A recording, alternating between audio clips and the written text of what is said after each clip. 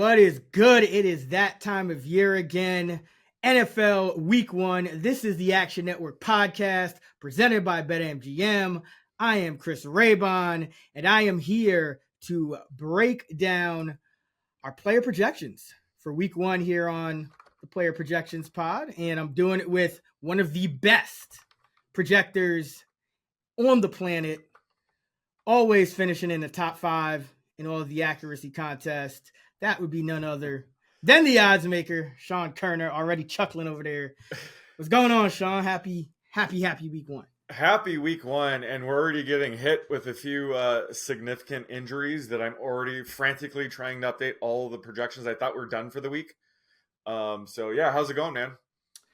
Oh man, it's going well. I'm loving this time of year. It finally feels like we're back. We're here.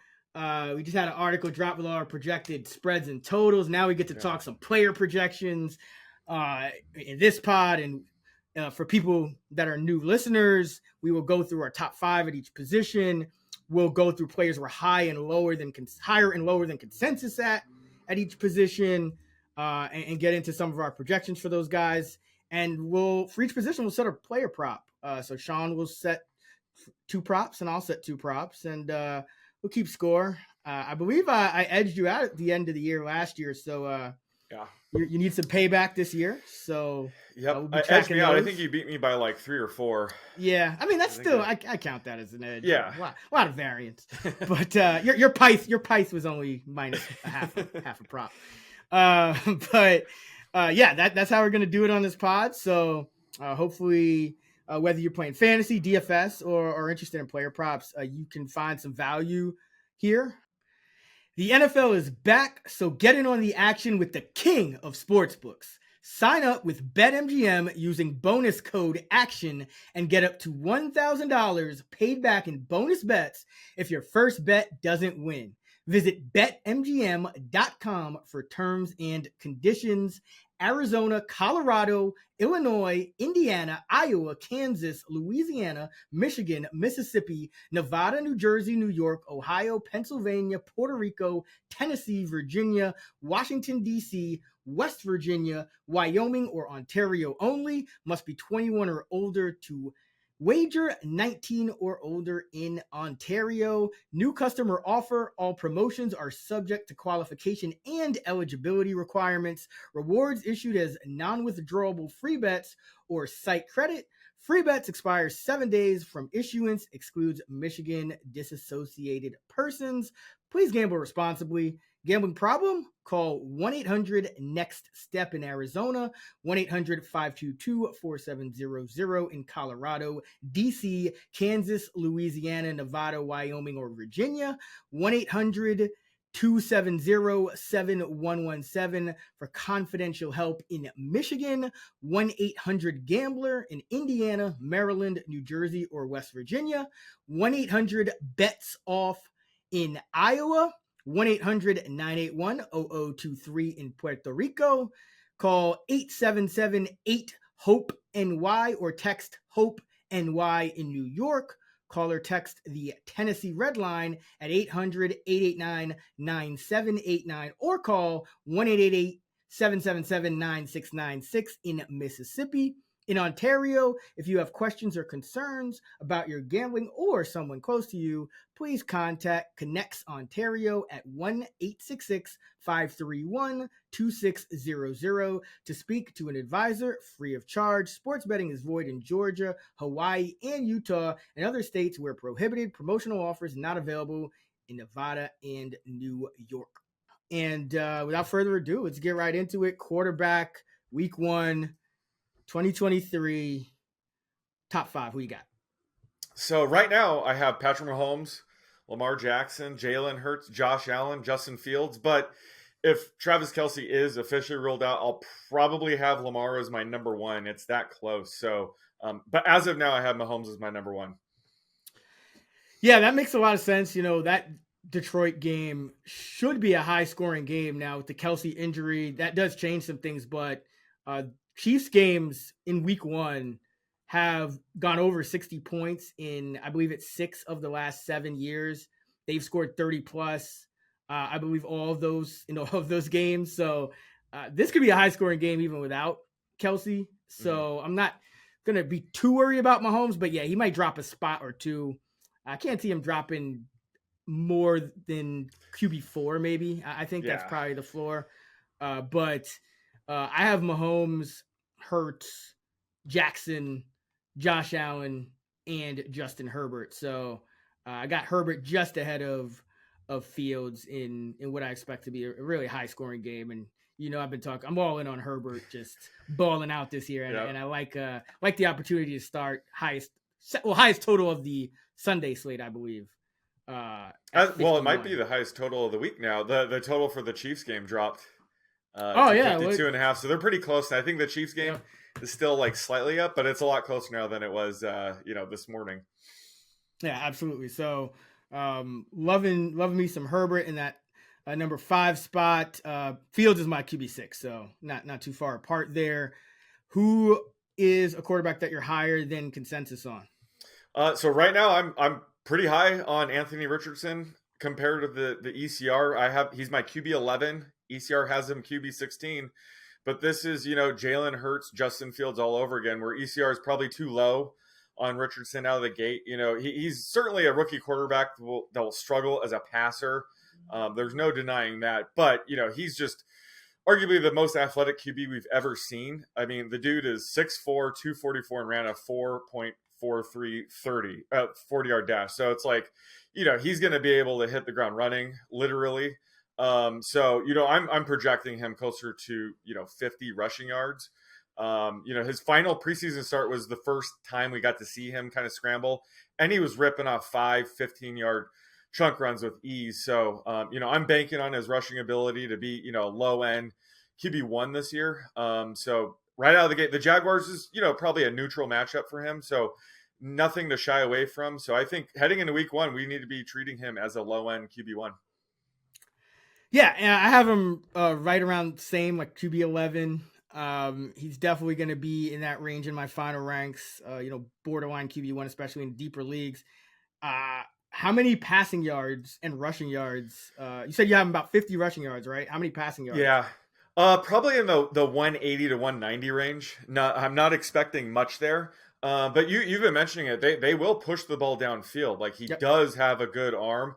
His accuracy is the main issue. He's not going to be very accurate as a rookie, but they're going to let him sling it. So, he could, top 200 yards out of the gate. But, I'm being pretty conservative. I think, he's going to struggle as a passer out of the gate. So I have it, closer to the 180, 190 yards range. How about you?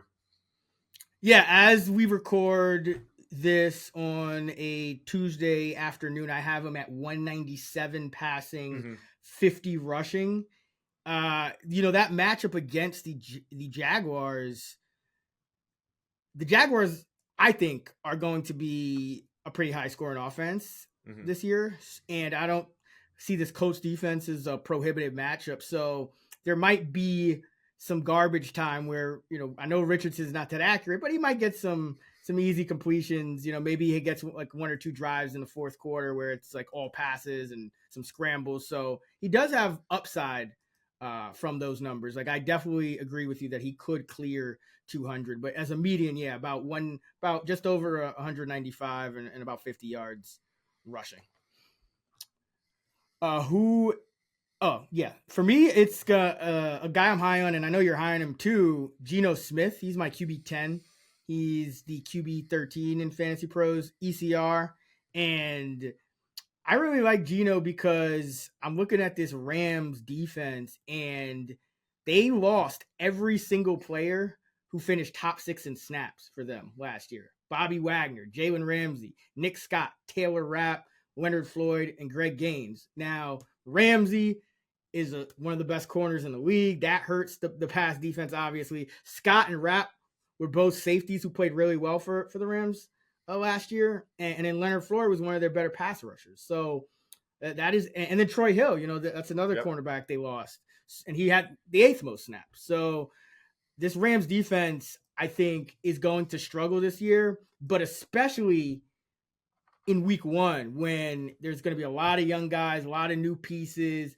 I think there's going to be some miscommunication And I just don't think this Ram defense is going to resemble anything we've seen now in the past from them. And Geno in 2 games against the Rams last season averaged 290 passing yards, 2 touchdowns, and 1.5 interceptions. Now, I think he could still do the 290 and the 2 scores, but I think the interceptions are less likely with no Ramsey, with all these new guys in the secondary. And Geno also averaged 27.5 rushing yards per game in the 2 games against the Rams. So over 300 total yards for Geno. I think he can do that again. Smith and Jigba looks like he has a chance to play. He came back to practice. So even if he's not, Metcalf, Lockett, got the Charbonnet should be able to catch some passes. You still got the 2 tight ends, Fant and Disley. So enough weapons either way for Geno, but really like the matchup against the Rams. Yeah, he's my QB 8. And, even like a couple of months ago, I said he's going to probably be the top option of the quarterbacks that were drafted in the QB 1 to fringe because of this matchup. He has the best matchup of those guys this week. Like you said, it's essentially Aaron Donald, a bunch of scrubs for the Rams defense this year. Plus, they played a ton of zone, and that's where Geno like smashed last year. He ranked 2nd in QB rating and 5th in success rate against zone. So it's also a good matchup for him. And yeah, it'd be nice if he has his first round pick and Jackson Smith and Jigba available. But like you said, he has, DK Metcalf and Tyler Lockett, so he should be fine. So yeah, he's easily a top 10 quarterback for me this week. What about a quarterback you're lower on than consensus? This one was tougher. I'm pretty close to ECR on all the other guys, but Dak Prescott, I noticed, ECR has him QB 10. I have him QB 14 in my initial projections, but to be fair, this is a range where just a slight tweak can send a quarterback up or down 4 or 5 slots. So the streamer sit start range is going to be pretty volatile this week. But my expected yards per attempt model shows just a few red flags for Dak this week, just based on the matchup. He tended to see one of the bigger drop-offs most quarterbacks saw against, the blitz, man coverage, playing on the road and outdoors especially. So all those factors are in play this week because, Giants blitz and play man coverage at the highest rate. So it's just a spot where, Dak's going to be probably my top 10 most weeks, but he just gets a slight downgrade this week. So I'd be careful with him. If there might be, Geno Smith available, consider him. You're probably starting Dak anyway, but just lower expectations this week. This isn't really a great spot for him. So yeah, he opens the week as my QB 14. So you're starting Richardson over Dak this week? It depends on your situation. I think Richardson probably does have the lower floor just because there is a lot of uncertainty there. So if I'm a huge favorite, I'm probably still rolling with Dak. But yeah, just given Richardson's rushing upside, I think that does, make him, a safer play than Dak in most formats. But like I said, that range, there's probably like 0.3 points separating my QB 11 and my QB 16. So it's a volatile range. These are just my initial ranks. Same with yours. So they could shuffle up by the end of the week. But as of now, I have Richardson slightly higher. Just curious, what is your thoughts on the Giant D this year? I think it could be a little bit better than people think. They have that front four that I think is really good with Lawrence and Williams and Kayvon, and they got a linebacker in Okereke, so that should help. But their corners.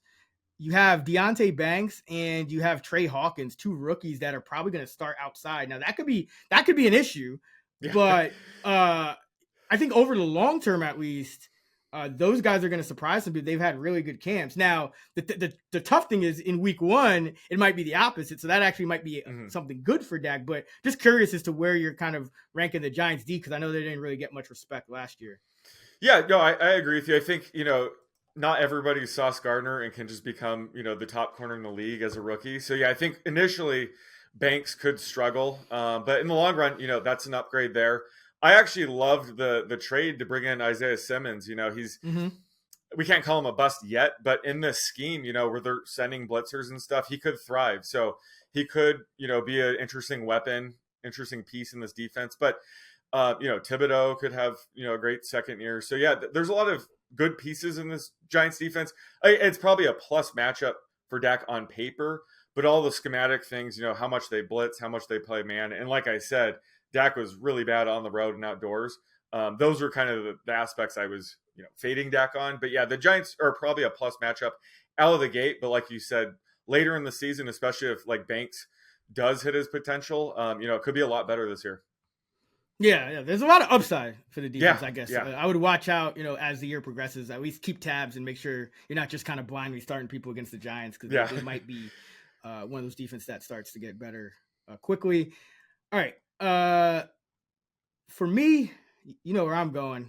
Got to go with Derek Carr. He's the QB 19. So this is more applies to, 2 QB leagues and things like that, super flex. But he's my QB 24. So he's borderline in a 12 teamer. If you're in a super flex or a 2 QB, he's a borderline start for me, because we know that all of his worst seasons have come in year one under a new system. And this is, of course, the first game of that. So I do think there could be some struggles and some growing pains.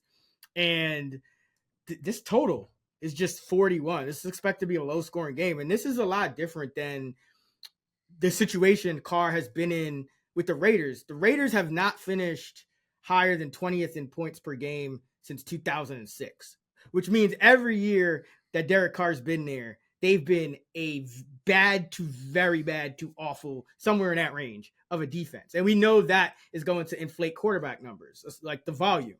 So last year, for example, Carr only played 4 games with a total of 44 or below. He averaged just 216.5 passing yards, just 1.3 touchdowns with 1.3 picks. And in his other 11 games, his passing yards rose to 241.5, his touchdowns 1.7, his picks 0.8. So this is not a situation where you expect Carr to really throw for volume, which means he has to be efficient. And I still think this Titan defense, when healthy, which it was not last year, is very good. You got Simmons and company in that front 7. You got Bayard on the back end. Like there's talent all over. Vrabel's a great defensive mind as well. So I don't think things are going to come really easy for Carr. It's going to be a low scoring game. And the quarterbacks tend to lose a snap or 2 or 3 sometimes to Taysom Hill when you're in New Orleans. So maybe they dial that back a little bit, but until we see that, that's what they've been doing. So that's another kind of strike against Carr. So all things considered, the Raiders, the Saints, even though they're favored, they're projected to score, just about 22, 23 points, not really a lot of points. So not really interested in a pocket passer, first game in a new system, low scoring game. So Carr's QB 24 for me. Yeah, no, he was the guy I highlighted as my bust in that range, because he might still end up putting up top 20 numbers just because he's probably more likely to play 17 games than all these other quarterbacks, because like you said, he's a pocket passer, but he just has a low ceiling in this offense. I guess there is some good news. Taysom Hill has been dealing with an oblique injury, that is true. so he might not play or be limited, and that does have an impact on Carr's projection. It's slight. But like you said, like he's going to be eating, goal line snaps, red zone work, things like that. So that's going to be annoying for Carr managers. But yeah, I have him outside my top 20 as well. All right, we'll start with you. Give me a quarterback prop. Okay, well, I already tipped my hand and hinted what my projection is for this guy, but let's do it. Let's go with Anthony Richardson total rushing yards against the Jaguars in his debut. We're kind of in alignment here, so I'm going to let you just take the over-under, but I'm setting it at 49.5. I'm going to go over. I have it at 50, but, I mentioned how I think the Jaguars will be able to score some points, and, if there was ever a time where Richardson was going to scramble more, it would be earlier in the season. And I think as he gets comfortable, he might start, going through his progressions more, standing in the pocket, and throwing the ball down the field. But early on, I think he's going to take off at the first sign of pressure. I think there's going to be probably a half dozen designed rush attempts, and he only needs one. He could get 50 on a 1 carry. So we're probably both a little low, honestly, on Anthony Richardson's rushing yardage. I wouldn't be surprised to see the books, post like a 55 or a 60 even. But yeah, I'm going to go over. Yeah, I think books might be a little bit careful Just in previous experiences, I feel like, remember Jalen Hurts, I felt like the lines were always too low on him, maybe Justin Fields as well. So is this a prop you'll like be looking to attack once books do post it? It might be under 50. If it's that 49.5, definitely, if it's in the mid 50s, I see how my projections kind of evolve as the week progresses, but it is a situation where, I don't usually like targeting overs, but a rookie quarterback where we haven't really seen the rushing ceiling yet in the NFL, his, like, if let's say it does open at 49.5 or close at 49.5 even, that may be the lowest number it closes at all year. So yeah, I would probably be looking at that. Not gonna lie. Yeah. I think that is an over I could get by, because quarterback injuries are also on a per game basis pretty rare. So yeah, no, I think just rookies in general, investing early. I remember writing up, I had Justin Jefferson over 22 and a half yards. And I kind of wrote, this might be the last time we ever see a number this low for this guy. So I think if you like a talent, specifically like, rushing stat for Anthony Richardson, I think early in the season, that's when you have to invest, because it would not shock me if he, rips off 7 yards in his debut, and then we'll never see a prop below 50 again. But yeah, this is one I'll be looking to potentially bet. All right, let's go to running back. Who you got top 5? So I got Christian McCaffrey, Austin Eckler, Saquon Barkley, Nick Chubb, and Bijan Robinson. I got Eckler, Chubb, Barkley, McCaffrey, and Derrick Henry. Bijan is my RB6. Yeah. But yeah, McCaffrey's not coming quite as high for me in terms of the raw projections right now. I still have him kind of, getting those 14, 15 carries, but seeding, giving some to Mitchell and Debo. So yeah, he's coming out a little bit below some of these other guys who I just think are in maybe better matchups, a little more touchdown equity. Obviously McCaffrey's going to get his, but San Francisco is -2.5, I believe, at Pittsburgh, and the total is pretty low. So this is one of San Francisco's lowest projected team totals that I can, in recent memory, at least since they acquired McCaffrey. Yeah. Well, George Kittle might miss that. That changes things a little, but I had him projected as like the lowest target per route run besides Jennings, so it's not going to affect him as like McCaffrey at quite as much. If Debo were to miss, I think it would affect. Yeah. I think like Debo and Kittle probably share the most targets, like with McCaffrey. I just think that if Kittle is out, my projection for McCaffrey's reception will go up a little bit. But yeah, it's definitely close up top for me. I have Eckler like 0.2 points away, but Barkley has a tough matchup.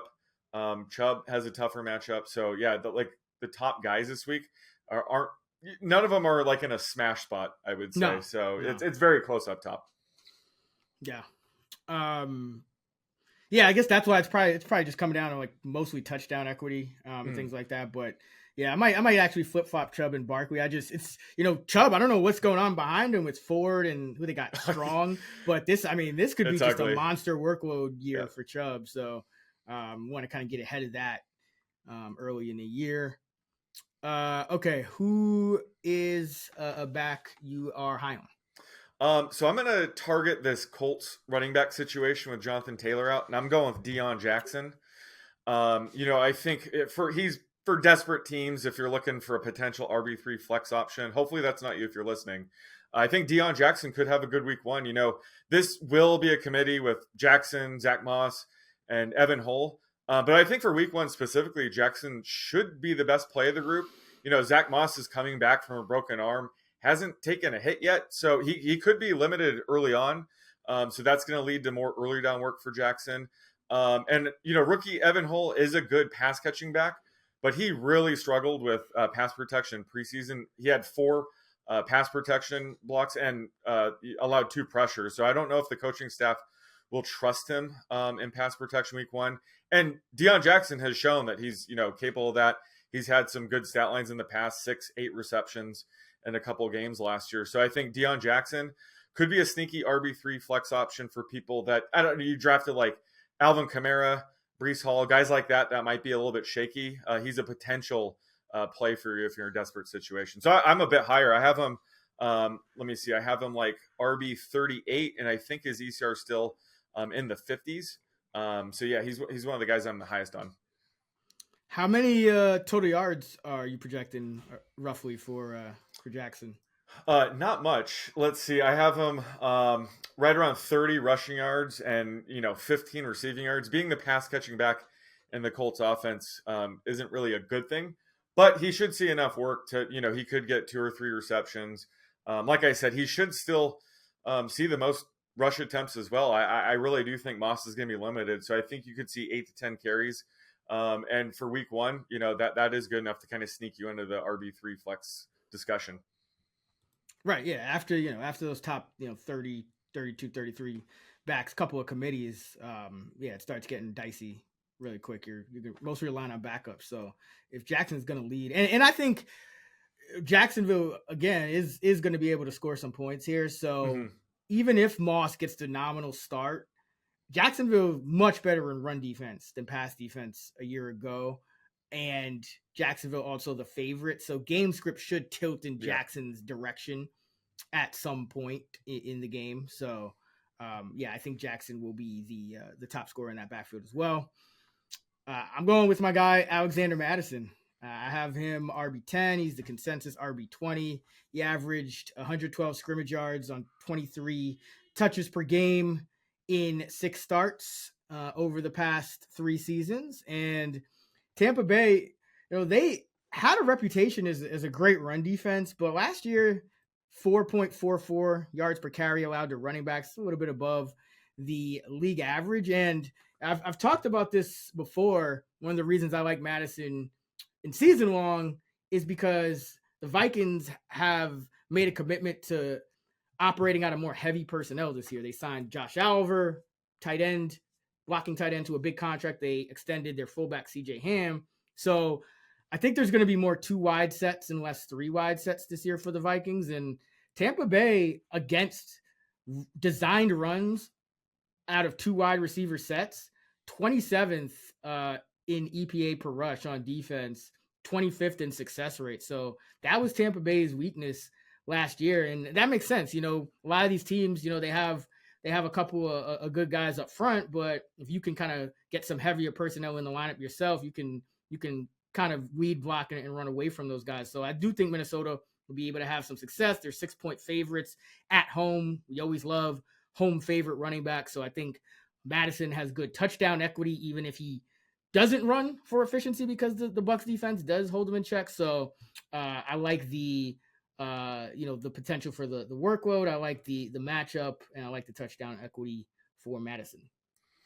Yeah, I mean, I wasn't as high on Madison as you, but I mean, his ECR at RB20 right now is kind of ridiculous. So I'm much higher as well. I have him RB12, but a lot of his potential competition that he was expected to see aren't even on the active roster heading into week 1. They cut rookie Dwayne McBride. Kene Nwango's on the IR. So all they have is Ty Chandler and Myles Gaskin, who will probably eat into his, Madison's receiving work. But 6.5 point home favorites this week. It's going to be a big Madison game. So yeah, I'm treating him as low end RB1 as well. I'm actually hearing they want to get Madison more involved in the receiving game than Cook was. They want to use a lot of screens. I think this offense is going to surprise people. It's not going to look exactly the same as it did last year. And I think it's going to surprise some people. But who is a running back or a couple of backs that looks like you are low on? Yeah, I have a couple of backs. The first one's Damian Pierce, who I was pretty excited about just based on his preseason usage. But, it was looking like he might be more of a workhorse back than even I expected. But there's been some reporting that could have been misleading, that we may actually see like Devin Singletary or even Dare Ogunbowale. Holy crap. Handle most of the passing down work. So, the fact that the Texans are a 9-point road dog against the Ravens doesn't bode well for Pierce's week 1 projection, because they're probably going to be trailing most of the game. So I just be careful with him. I have him as my RB27. ECR is RB21, but I don't think he's a slam dunk RB2 this week. I think, in better matchups he could be. But this week I'm being very cautious with him in his projection because there could be, more of a committee than we anticipated.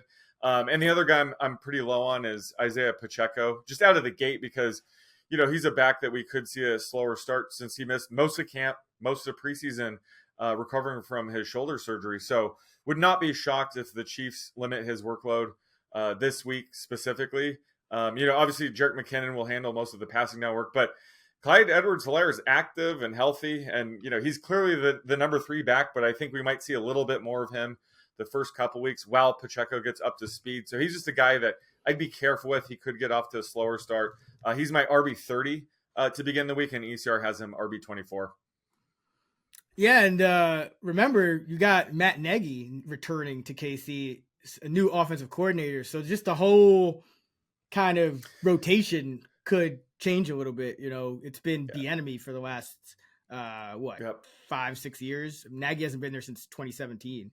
So that's also something to watch. So yeah, I think it makes sense to be a little conservative with, I think, Pacheco and McKinnon, because I do think from what it looks like, Edwards-Helaire probably will be a factor in the rotation, at least to start the year, which wasn't really the case down the stretch to end last year, where he essentially just got benched even when he was healthy.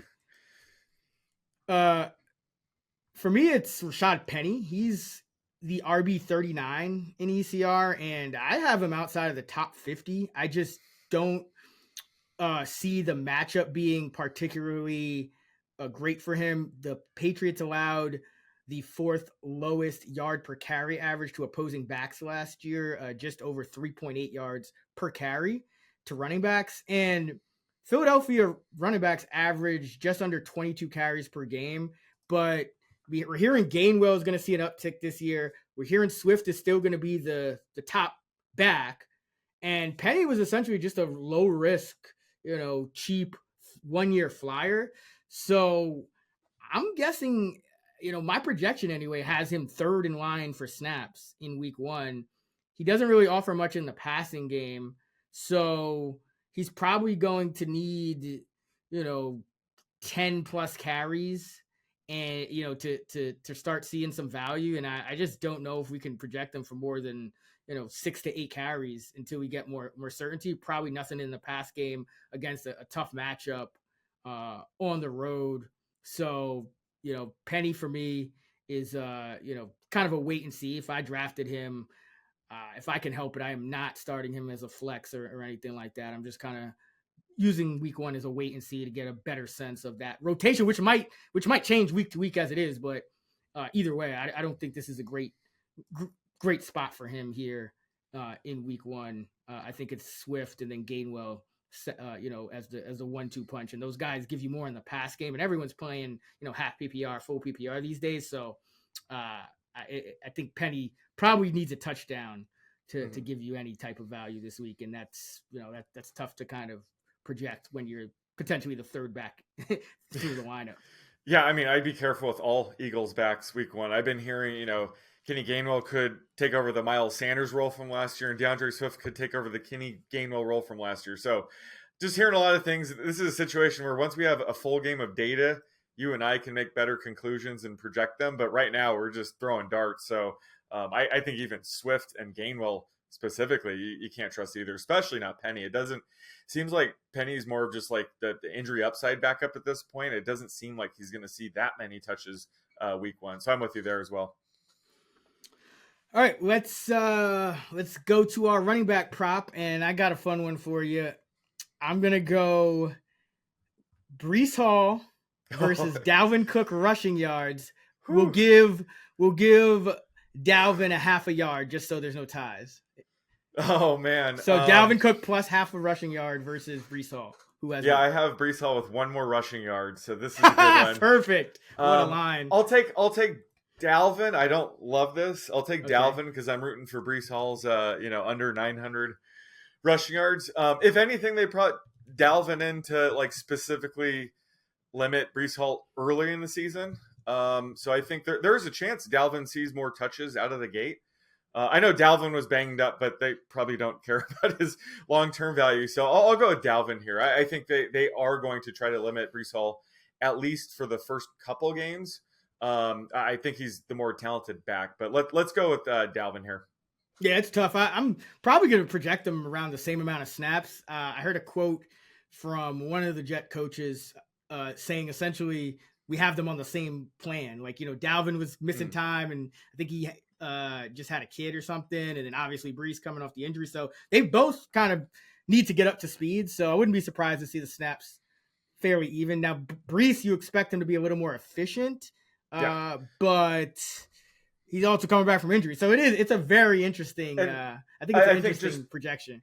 Brees will probably see more receiving work too. I think that's why I'd probably give it the slight, ever so slightest edge to Dalvin here. How many carries do you have them each? I have both 10.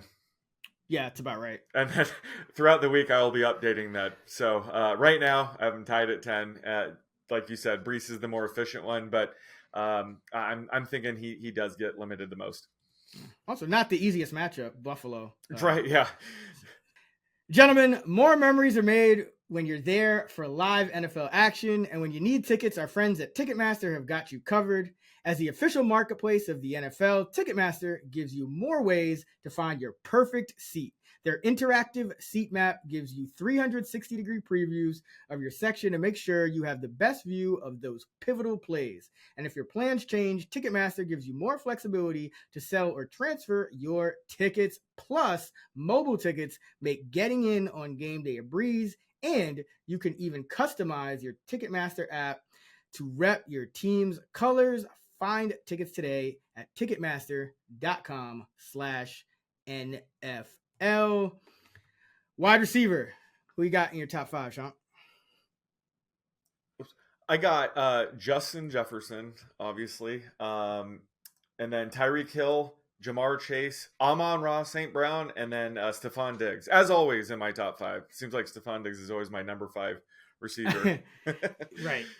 I actually, funny enough, I have the same. Well, I have Jefferson, Chase, Hill, Amon-Ra St. Brown, but I have CeeDee Lamb as my number 5 over Diggs, only because that Sauce Gardner, DJ Reed matchup, little worries me a little bit more than Dory and company and the rookies in that Giant matchup. Who you high on? I'm high on Courtland Sutton against the Raiders. After the Tim Patrick and Jerry Jeudy injuries, he's up to my wide receiver 20 right now. ECR is still maybe I am high.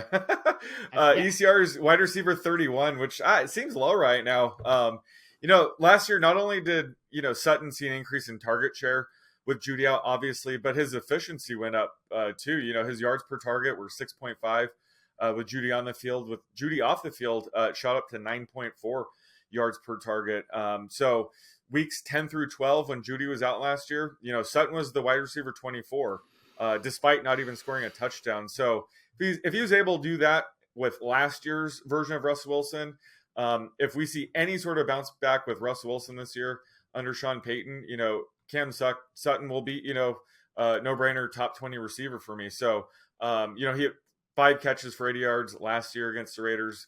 Easy matchup again this year. So I view him as like a legit wide receiver 2 option this week.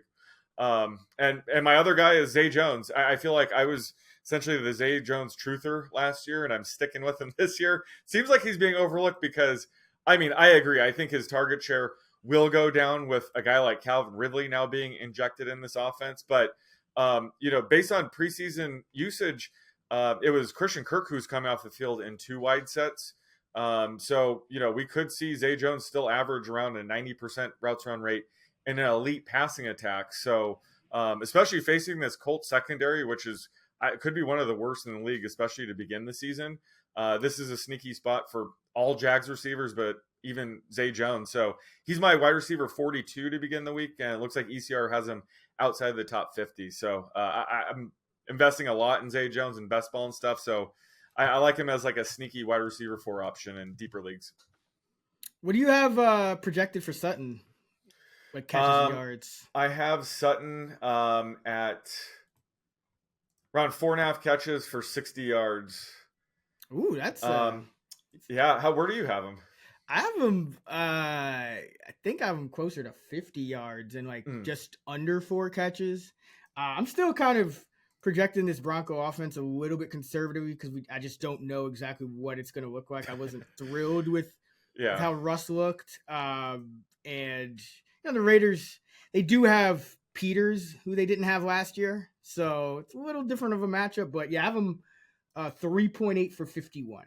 So about four for 50, give or take.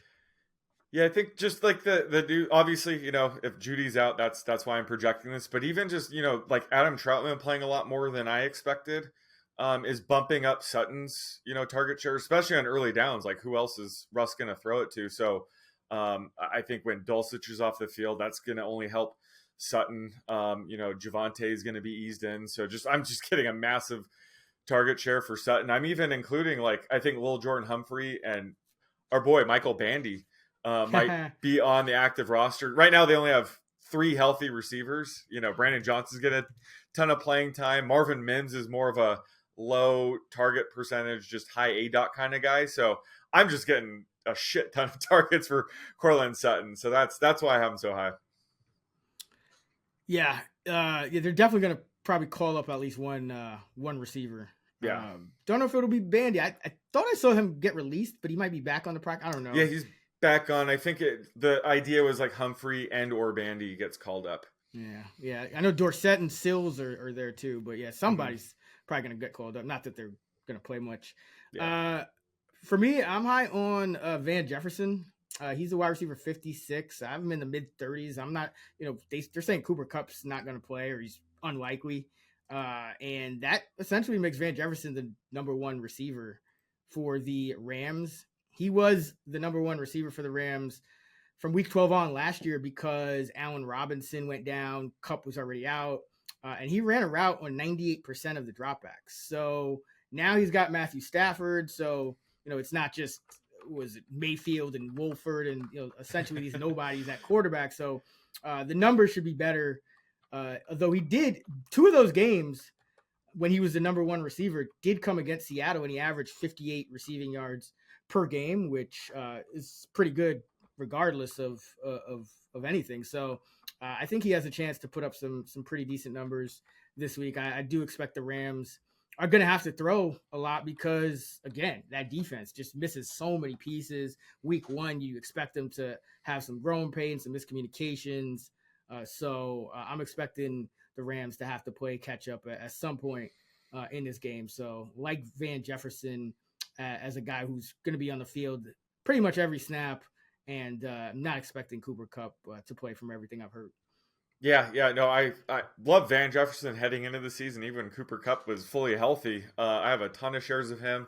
It's going to be probably tougher to trust them week 1, but certainly you have to add him because Cooper Kupp could miss multiple games. This is not looking good, especially just a hamstring injury. How easy that can get re-aggravated. So they're going to be very careful. So yeah, Van Jefferson could be the Rams' top receiver for the first month. So definitely add him in like any league that he's available right now. Who are you low on? I'm low on Deontay Johnson against the Niners. I know everybody, including me, is excited about the Steelers' offense this year after Kenny Pickett led them to 5 touchdown drives and they're only 5 possessions in the preseason. But they have a brutal week 1 matchup against the Niners. I would just lower my expectations for Deontay out of the gate. I have him as my wide receiver 37. ECR has him a lot higher, like wide receiver 27. I think out of the 2 Pittsburgh receivers, I'd be higher on George Pickens this week. Yep. The Niners are a more physical team, and a guy like him that, he excels in contested catches. I think he could be the better play here. But Deontay, I'm going to be a little bit careful with week 1 based on the matchup. So he's just outside my wide receiver 3 range. Yeah, I have him in the mid 30s as well. And yeah, he is wide receiver 27 in ECR. I think that is, he's a spot above Brandon Ayuk. I would definitely rather have Ayuk, Kittle. especially if Kittle's out. But there's a number of receivers. Again, you're just kind of looking at the overall potential game script, and this total is what, 41, 42. Just not expected to be much offense here. I think, we know the way Pittsburgh likes to play at home and Mike Tomlin, and it's gonna be a rah-rah spot. So yeah, this seems like both teams gonna run the ball.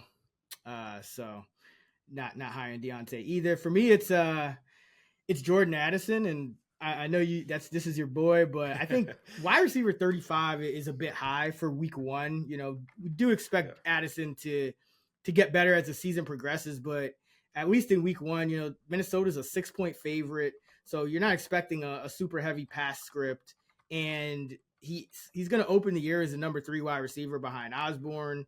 Kind of mentioned, I do expect a few more 2 tight end, 2 running back sets. So that could take a few snaps away from the number 3 wide receiver. So, top 36 in week one, I think is a little too rich. I would have him, closer to, the low 40s, high 50s range to start. And then we'll kind of see, how much he plays in week one and kind of go from there. But I would not want to start Addison in week one in this projected game script, as a wide receiver 3. I'd be looking elsewhere. I think there are matchups. There are just better matchups and guys who have more concrete playing time ahead of week one than Addison.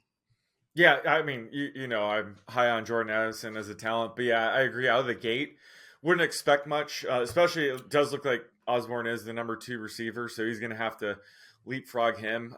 But we have to remember Justin Jefferson, he's dealing with Olabisi Johnson getting more snaps out of the gate early on. And then obviously he overtook him. But a lot of these rookie receivers, especially this season, I think will be off to a slow start. So yeah, Addison's outside my top 40. But by the end of the season, I think you and I might be ranking him in the top 35 at some point, but not week one.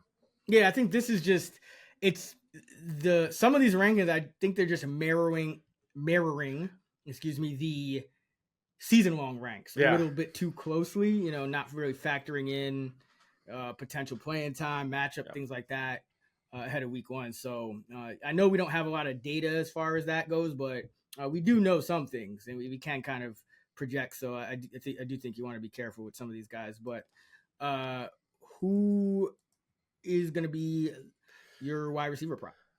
Let's go with a guy that I think it's been interesting how little talk there's been of this guy. It looked like he was going to be a future Hall of Famer, but due to injuries, he hasn't played much the past few seasons. Right now, he's fully healthy. So let me hear what you're projecting for Michael Thomas receiving yards against the Titans this week. I found this one really tricky to set, but right now I have his over-under around 43.5. Ooh, I have him closer to 48 median, so I'm gonna have to go over. Yeah, I mean Thomas, a healthy Thomas, I'm not expecting a ton, like I said, from Derek Carr, but a healthy Thomas should still be able to catch, like 4 or 5 balls in this game and get close, get around 50 yards. So yeah, I'll go over. I think 40. That's pretty conservative. I think 43.5. That because that's what, like 3.5 catches, I guess. You have Matt? I have him around 4. Oh, so he's just a lower lower ADOT guy. Right, yeah, right. so but yeah, like he looked great in preseason. It would not shock me. I kind of wish you took the under. I probably should have set this a little higher. But it would shock me if that's one of the storylines of week one. Like, hey, we forgot about Michael Thomas. He's still pretty good when healthy. So it's just amazing just how little. I mean, we're both guilty of it too. We haven't talked about it much, but yeah, week one, I mean, he looks 100% healthy. So he could start off hot. Yeah, and last season, what did he do? He averaged 57 in the 3 games he did play. So, Nice. That's and yeah, he got 57, 65, and then 49 in the game he got hurt. So yeah, he was over that. He was over 43.5 in all 3 of the games. So, again, could be offense could be different quarterback, but yeah, I feel pretty good about him getting over the 43.5. All right, let's finish it out with tight end. Who you got top 5? Well, right now I have Travis Kelce number 1, but obviously that looks like he's going to miss this week. Then I have Mark Andrews, T.J. Hawkinson, Tyler Higbee, and Tyler Higbee number 4, and Darren Waller. Love it. I got Kelce's my number 1 as well, but I'll give you the top 5 without him. Mark Andrews, Darren Waller, T.J. Hawkinson, Dallas Goedert. And Tyler Higbee. So Higbee's my essentially 5 if Kelce doesn't play, and he's in 4. So here we are. Well, really, Well, he'd be your three. He'd be your three. And I have Kittle tight end 6. He might not play. Yep. So Evan Ingram could Yep. be in my top 5 by the end of the week. So could be a fun week at tight end. I mean, we have a couple studs that look like, they're not going to play week 1. So it could be a crazy opening week at tight end. It's going to be important, the streamers at tight end this week. There's a lot of options out there. It's going to be an important week to be making those decisions. Or maybe, I mean, I guess Higbee was not always going in the top 12, so maybe somebody got he should not be available. Cheap Higbee, or he shouldn't be, but I'm sure he is in at least a few leagues. So be sure to scoop him. But who you high on besides Higbee? Besides Higbee, I'm obviously high on him. But I'll go with Irv Smith. He could be a sneaky, streaming option this week. He's my tight end 13, believe it or not, to open the week. ECR has him tight end 22, but he's expected to replace the Hayden Hurst role from last year. And Irv Smith is fully healthy. He's still a talented former second-round pick in his prime at 25, so he could start off hot. He'll probably be Joe Burrow's number 3, number 4 option this week, but that's still good to have in your tight end slot, especially if you're one of the managers, that have Kelsey or Kittle and you don't have access to Tyler Higbee. Irv Smith is one of the names I'd consider, just because you want some, share of this Bengals offense, and he's a cheap way to get in there. So I'm pretty high on Irv Smith this week as being like a high-end tight end too. Yeah, no, I mean, all these injuries, why not take the guy attached to Joe Burrow here in week 1? I don't mind that at all. For me, Higbee was a guy I had, but that was when he was the 6th tight end. So now he's in the top 5. I mean, I'll talk about him really quickly. He got targeted on 26% of his routes when A-Rob and Kupp were out of the lineup from week 13 on. And even with Kupp in the lineup, he was still targeted on 23% of his routes. That is massively high for a tight end. So that's why we kind of both, I think, have him ranked so high. But I'll throw out another name, and that's Jake Ferguson. He is the tight end 20 in ECR, and I'm going to have him, especially with all these injuries, borderline tight end 1 this week. We've talked about this on prior pods, but I think at least to begin the season, we expect Ferguson to be more of a 1-for-1 replacement for the Dalton Schultz role than just a guy trapped in a 3-way committee. So, maybe over time as Schoonmaker becomes more acclimated with things, maybe he starts to cut into Ferguson's playing time. But Ferguson looked really good in the preseason. He's got the same kind of draft pedigree as Schultz, so it's not like, Ferguson actually might be the more talented guy, when it's all said and done. And this Dallas team, they're going against this giant defense that has struggled with tight ends. So, I really like Ferguson. I think he could catch people by surprise, but Dallas is still one of the better passing offenses in the league. So if you're looking for a way to get a cheap touchdown or maybe just a few catches, I think Ferguson's going to be a better bet than most tight ends this week. So I'm going to have Ferguson definitely inside my top 15. But with Kelsey and Kittle out of the way, he might even be top 12. So Ferguson for me. Yeah, I like that. He has long-term upside too if he does inherit the full Schultz role. But just piling on Tyler Higbee again, like the matchup could be easier now. Jamal Adams is already ruled out. Their first-round pick, cornerback Devin Witherspoon, might miss the game, so that the secondary could be in rough shape. And like Higbee could end up catching, like no joke, like 7 or 8 balls this week. Absolutely add Tyler Higbee if he's somehow still available.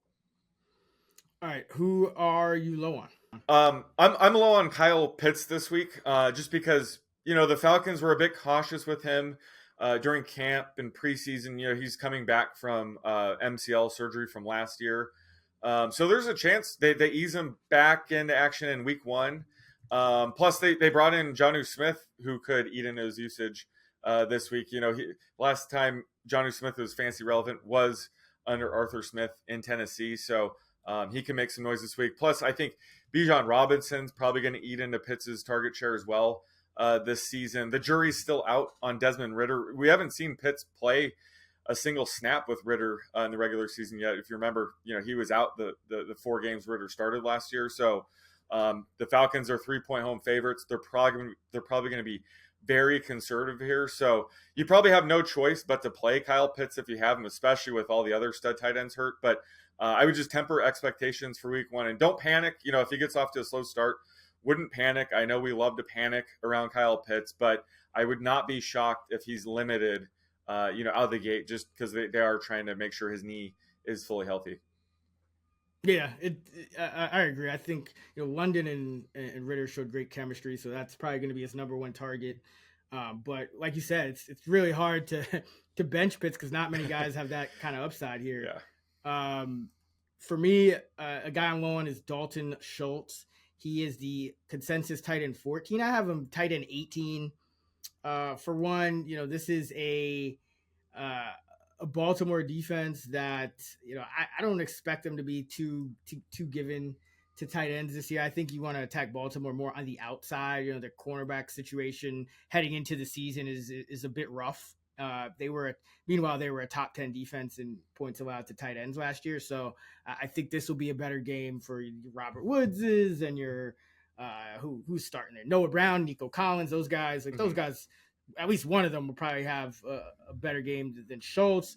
And, we kind of saw it in the preseason. We don't know if he's going to get that exact same usage that he did in Dallas when he played 81% of the snaps and ran a route on 78% of the dropbacks. It was kind of more, 2 out of every 3, but they were mixing in other tight ends like Catoriano and Jordan's back now as well. So we don't know exactly how this offense is going to look. And Houston not really projected to score a lot of points at Baltimore in week 1. You have a rookie quarterback making his first start on the road. So, it's just not a great situation, I think, for Dalton Schultz. Not really a lot of touchdown equity there, which for a tight end, I'm always kind of looking for. So I'm off Dalton Schultz this week. Same. I have him tight end 18 as well. It does look like the ECR is finally catching up to us. I think he's still like top 12 in season-long ECR, but I think people will be, regretting that move by drafting him in the top 12. I've been low on him all offseason. So we know Kelsey and Kittle are both in doubt as we record this. If Kelsey is ruled in, Ooh. Would you still have him ranked number 1? I would take Travis Kelce with one leg over every other tight end. So yeah, I think he still would be one. Like, even if he's, say, 70%, he has such a big gap between. So he's right now, I haven't updated my projections yet. He's 4.5 points ahead of Mark Andrews. That would take just a ton of snaps and usage to lower him. And I think that if he's like not healthy, the Chiefs aren't going to throw him out there. I think if he does play, he's going to be closer to 100%. So yeah, I think if Kelsey is active this week, he's my number 1 tight end. There you go. How about you? He'd either be 1 or 2. Andrews. So if I take 15 to 20% off Kelsey, he just edges out Andrews. If I take any more than that, Andrews would jump him. I usually, for a guy that's legit questionable, I usually dock about 15%. It can depend on the injury. I do worry a little bit about Kelsey being a decoy, hyperextended knee. He's like he could play. If he's gonna play, it could be something he plays through, but you probably don't want to get him hit a lot. So a decoy role could make some sense. We know Patrick Mahomes can spread the ball around. We saw him do it all year without Tyreek a season ago. So I would be concerned. And Mark Andrews going against the Texans, I think that's a decent enough matchup for me to say, okay, like I'll start a 100% healthy Andrews. But yeah, Kelsey, he's not dropping out of the top 3. What about Kittle though? Yeah, if he plays, that's a bit tougher because there is kind of a log jam there. Like he could end up being my tight end 12 if he play. Like if he's playing and expect to be limited, he could be as low as tight end 12. or 13. So again, if you have Kittle, you're probably playing him. But I think just since it's week one, that they are going to be very careful with these two guys. So I think hopefully we'll have more clarity, but Kittle would worry me a little bit more just because they have so many other weapons. They could just lean on Debo more, Ayuk more, McCaffrey more. Kelsey is, the Chiefs offense. So that's a bit tougher. But yeah, Kittle would worry me. Even if he does suit up, there's a chance he might be like a fringe tight end 1, tight end 2 for me. Yeah, I think Kelsey, if he's active, play him because it's Thursday. You're not going to find a better startable tight end. Whereas Kittle, he'd be in that 9 to 12 range for me as well, which means there could be other startable tight ends accessible with higher floors because Kittle, his target per route rate was only 18% last year. So he was already kind of, especially, once McCaffrey got there, they didn't need him to be like this go-to receiver anymore. So another guy I would worry about playing a decoy role, if he was to suit up, blocking, kind of handling things like that. So yeah, Kittle definitely worries me more. Okay. Let's wrap it up with a tight end prop. I am going to go with a guy who, suddenly comes back, into the streamer discussion, or, I'm guessing, a lot of people probably drafted him. But he's kind of like a fringe guy that now becomes very relevant with these injuries. And that's Chig Okonkwo. Looks like he's going to take over that starting tight end role for the Titans. And he's going against a Saints defense that allowed the fewest points per game in the league to tight end. So not ideal, but we know we want snaps and routes, and Okonkwo should have those. So I'm going to set his receiving yardage line at 33.5. Oh man, that is so close to what I have. I have him right around like 32.5, so I'm going to have to go with the under. And I think that the deciding factor is obviously we already know DeAndre Hopkins is going to eat into his target share. But it was looking like Treylon Burks wasn't going to play week one, but it looks like he's like closer to 100% than we thought. So I think Treylon Burks should see like a 70% plus routes run rate here. So that's sort of the tiebreaker. If I was a little bit shakier on Burks' availability, I'd go over. But since it looks like Burks is going to play, I'm going to have to lean under here. Yeah, this could be a game where they lean on Hopkins and those guys. The Saints, they have who is it? Dave. Who's their linebacker? Why am I blanking on his name? The guy that Demario Davis. And Demario Davis. Demario Davis can cover. They have good both safeties. Pretty good. Matthew can cover. Matthew. Who else they got a lot of guys that can cover tight end. So probably not the best week to start Chig. Might end up even having a guy like Ferguson rank over him by the end of the week. Mm-hmm. I don't have them too far apart. So yeah, something to keep in mind there. But that is going to do it for our NFL Week 1 player projections episode of the Action Network podcast presented by BetMGM. For more great fantasy content from Sean and I, be sure to check out our full fantasy preview episode out now over on the Fantasy Flex channel. And if you're into betting, be sure to check out my weekly betting preview episode every Thursday with Stuckey right here on the Action Network podcast. Also, we have a great contest going on the Favorites podcast, so be sure to check that out as well for details. ActionNetwork.com for all of our NFL betting and fantasy content, as well as our player projections, and FantasyLabs.com for our DFS tools and models. Sean is on X at @_oddsmaker. I'm at Chris Raybon, and we're at those same handles on a free, award-winning Action Network app. Let's get this 2023 shmoney.